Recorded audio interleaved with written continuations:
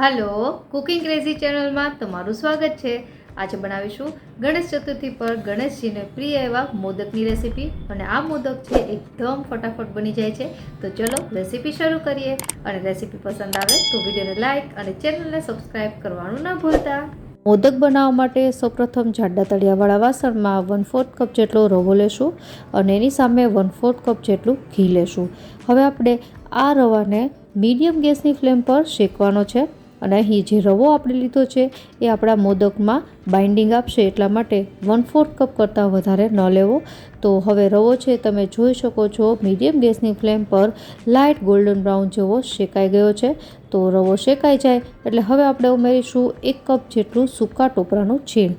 અહીં સૂકા ટોપરાનું છીણ તમે એડ કરો ત્યારબાદ વધારે વાર શેકવું નહીં, કારણ કે ટોપરાનું છીણ તરત જ શેકાઈ જાય છે અને ઘી પણ ગરમ છે એટલા માટે 1 થી 2 મિનિટમાં જ ટોપરાનું છીણ છે એ લાઇટ બ્રાઉન જેવું થવા લાગશે। ટોપરાનું છીણ છે એને લો ગેસની ફ્લેમ પર શેકવું અને આપણે અહીં રવો એટલા માટે જ યુઝ કર્યો છે કે ટોપરાના છીણના જ્યારે મોદક બનાવીએ તો રવો એને બાઇન્ડિંગ આપે। તો ટોપરાનું છીણ તમે જુઓ તો ગોલ્ડન બ્રાઉન જેવું થઈ ગયું છે। તો ગેસ બંધ કરી દેશું અને હવે આપણે આમાં ઉમેરવાની છે 1/4 કપ જેટલી મલાઈ। તમે અહીં ઘરમાં રહેલી જે મલાઈ હોય એ જ વાપરી શકો છો અને ત્યારબાદ આપણે અડધો કપ જેટલું ઠંડુ દૂધ છે એને ધીમે ધીમે એડ કરતા જવાનું અને મિક્સ કરતા જવાનું। તો આ પ્રોસેસ છે ગેસ બંધ કરીને જ કરવી, ગેસ ચાલુ ત્યારે ન રાખવો।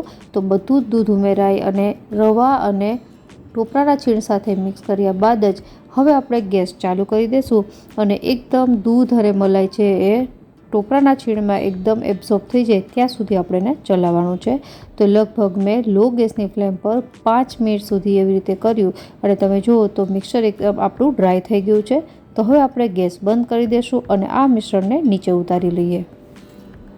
આ મિશ્રણને નીચે ઉતાર્યા બાદ પણ 10 થી 15 મિનિટ ઠંડુ થવા દેવું અને ત્યારબાદ ઉમેરીશું 1 ટીસ્પૂન જેટલો એલચી પાવડર અને 1 ટેબલસ્પૂન જેટલું કેસરવાળું દૂધ।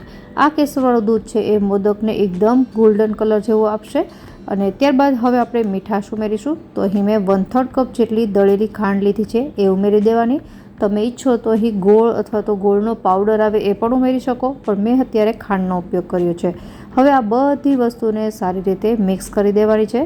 ગરમ ગરમ મિશ્રણમાં ખાંડ ક્યારેય ન નાખવી, નહીંતર ખાંડનું પાણી થઈ જશે અને આ મિશ્રણ છે એમાંથી જે મોદક વાળશો એકદમ ઢીલા રહેશે। તો આ વસ્તુ ખાસ યાદ રાખવી। હવે બધી જ વસ્તુ મિક્સ થઈ ગઈ છે તો આપણે એને પ્લેટમાં કાઢી લઈએ અને ત્યારબાદ આ મિશ્રણને 10 થી 15 મિનિટ માટે ઠંડુ કરી લેશું। મિશ્રણમાં ખાંડ મિક્સ કર્યા બાદ તરત મોદક ન બનાવવા, થોડું ઠંડુ થાય પછી આપણે મોદક બનાવીશું। તો તમે જુઓ કલર થોડો ચેન્જ થઈ ગયો છે। હવે આપણે આમાંથી મોદક બનાવીશું। તો મેં થોડું મિશ્રણ હાથમાં લઈ લીધું છે અને આપણે હાથેથી જ મોદકનો શેપ આપીશું। જો તમારી પાસે મોલ્ડ હોય તો તમે મોલ્ડથી પણ મોદક બનાવી શકો। તો આ ટાઈપના મોદક મેં હાથેથી બનાવી લીધા છે અને આ જ રીતથી હું બીજા બધા મોદક બનાવી લઈશ। તો મેં બધા જ આવડી સાઇઝના મોદક છે તૈયાર કરી લીધા છે। તમે જોઈ શકો છો એનો કલર એટલો સરસ લાગે છે અને ઉપરથી આપણે આ મોદકને પિસ્તાથી ગાર્નિશ કરી લેશું।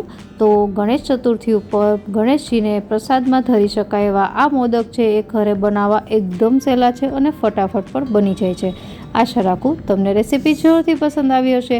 ફરી મળીએ નવી રેસીપી સાથે, ત્યાં સુધી બાય બાય।